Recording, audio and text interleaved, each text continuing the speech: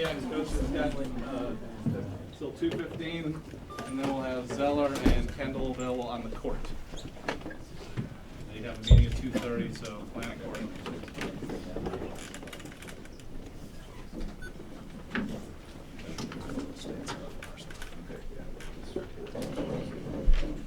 Okay. Did Larry cite any reason to you that compelled him to leave his team at this particular time? What I'll do is I'll go through the scenario that would happen, and then I'd rather go ahead and get on to Florida State after that. Okay.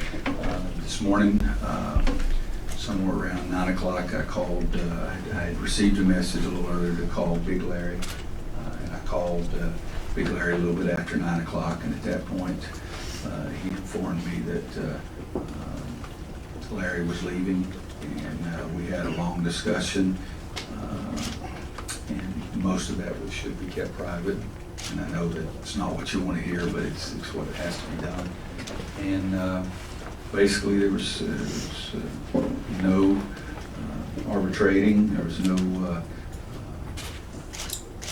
trying to see if we could rectify anything. That was the decision that was made, and I thought it was in Larry's best interest. And then I think other than that,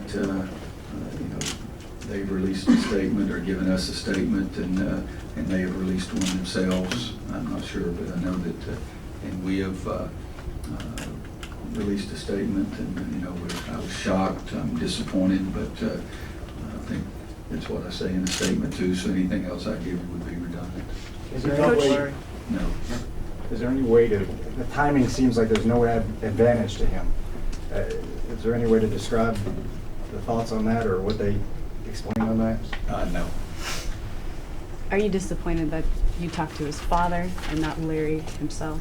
I'm disappointed in the fact that he's leaving. That's the biggest disappointment. But everybody has different feelings, different ideas. But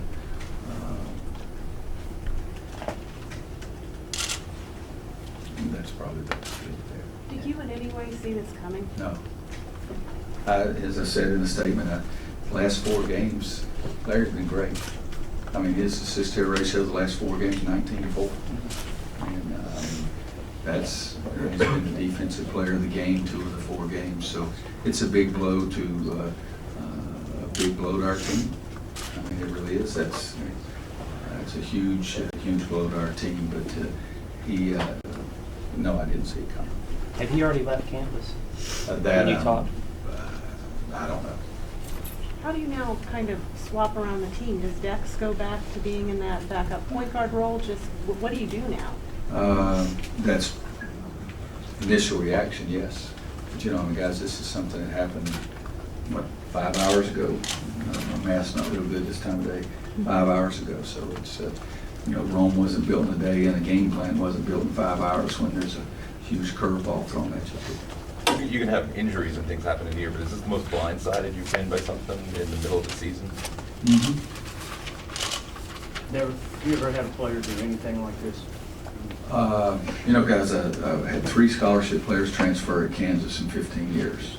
And we had 3 transfer here in the first 7 years, so I don't have a lot of experience. I mean, I don't even know the steps that you have to go through to send somebody a release.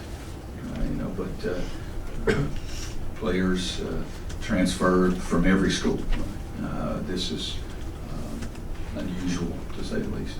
Coach, when you look at the bizarre nature of this and the timing, and you think back on the Warriors, as you look at future recruits, do you almost have to create a new category for evaluating parents as to how much you're going to put into recruiting a student athlete?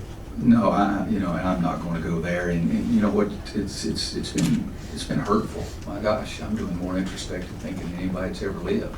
But I'm that way anyway. I don't know what you'd call me sometimes, but it is something that I'll spend a lot of time thinking and looking and trying to decide what could have been done better, what did go wrong. But at the same time, my focus right now has to be those other guys in that locker room.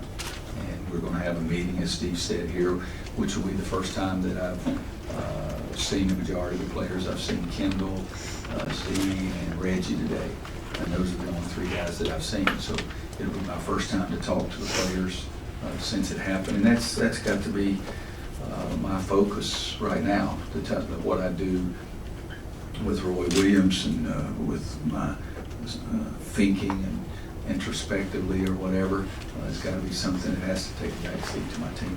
Did you get calls from players, like asking what's going on as this stuff kind of got out there this morning, or did you have a chance to tell any of them? No, as I said, the only three players that I've seen, now my staff has been in contact with almost everyone, but the only three that I have seen are the three that I told you. Had Larry indicated he was unhappy to you? You know, he's got to be unhappy or he would have left. You know, that's pretty easy to figure out. But like I say, this was a surprise and a big disappointment because Larry's been important to us. I mean, at the press conference after the game, somebody, I think it was Jeff, tried to start talking about Kendall and how important. I said, wait a minute, Larry played his rear end off. He was 9-1 assist-to-error ratio, and he was in there when things really started turning around. You guys have heard me, you know, he's been, and I've said on record that he was unfairly maligned or criticized for last year. You know, and I said many times that he didn't have Tyler Hansbrough, Wayne Ellington, and Danny Green to throw the ball to like Ty did, and I believe that. And I'll still say that to the day I go down. So it was a surprise. About part of 3 years, Larry's been a guy that he's been enjoyable to be around for us, and it seems like a guy that you've enjoyed coaching. Is that?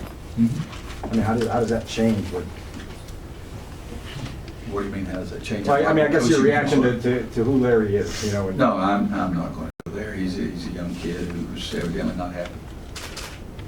Is your team, do you think your team's resilient enough to We'll overcome find out. the shock in And 2 days? I think it is a shock, and we'll find out. But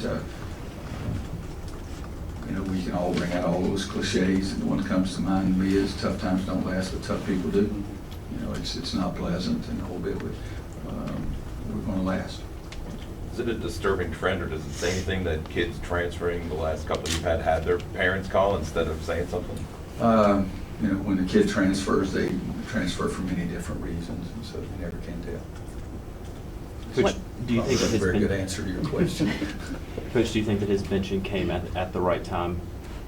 I evidently did, because that's when I did it, you know, and that was what I thought was best for our team. Knowing Kendall, the way you've gotten to know him and seeing what he's done, how do you think he'll respond to this? Because there'll be a lot more onus on him. You know, again, we'll have to wait and see, but I think he'll be very positive about it. I think, you know, Billy asked about, what is my team very resilient? We'll find out. I think they will be. One of the things I loved about our football team this year is that they were hammered, but they played. And that's one of the things I have a great deal of respect for, the job that Butch and his staff did, and those players did in pulling together. Had you pretty much started in your mind getting a game plan ahead for Florida State? And does this mean you have to start all Basically, over yeah, again? you have to start all over. I always work on the opposing team the day before the game, and the rest of the time try to do some things for us. And so it's strange because I had put in today's practice plan one of the few times, but I have done it once or twice, that we were going to work on something that Florida State does today. So, you know, again, 5 hours ago doesn't give you a lot of time to change a lot of plans. In that regard, isn't it just almost like getting someone injured as far as the game plan? Except, you know, deep down that it's not that. And then there's the personal hurt too. I mean, you got to get over that. But with our players, you know, that's one way that, you know, perhaps someone might be able to sell them to looking at. Coach, any word on Justin Watts and his progress? He practiced yesterday, 2/3 of practice, had a little swelling, and I'll find out, you know, about a half hour or so what he'll be able to do today. But unless something unusual happens since I got the injury report about 9 this morning, I would expect him to play. Do you hope that eventually you would hear from Larry and be able to talk to him? Of course. It doesn't change what's happened. So there's no room that he would change his mind in the next day and come back, this is done? That's the way I perceive it, yes. Coach, there's plenty of speculation last year that Larry was contemplating maybe transferring. Did you talk to him last year about any of that? A great deal, he and his father too. Whether it was fair or not, he did face a lot of outside criticism. Can that be maybe too much for some kids to handle? You know, as I said, I mean, he wasn't as happy as he wanted to be. And I imagine there'd be 100 reasons. I don't think there would just be one. But again, I was so pleased. I told him I was so proud of him. I said that to you guys, I think, after the Clemson game about the way he played in the first game. And I've been so proud of the way he's played these last 4 games. He's really played well. Coach, is there any indication where he may transfer to? No, I have no clue. Can anyone else factor in at the point guard position to help? Z that? thinks that he can.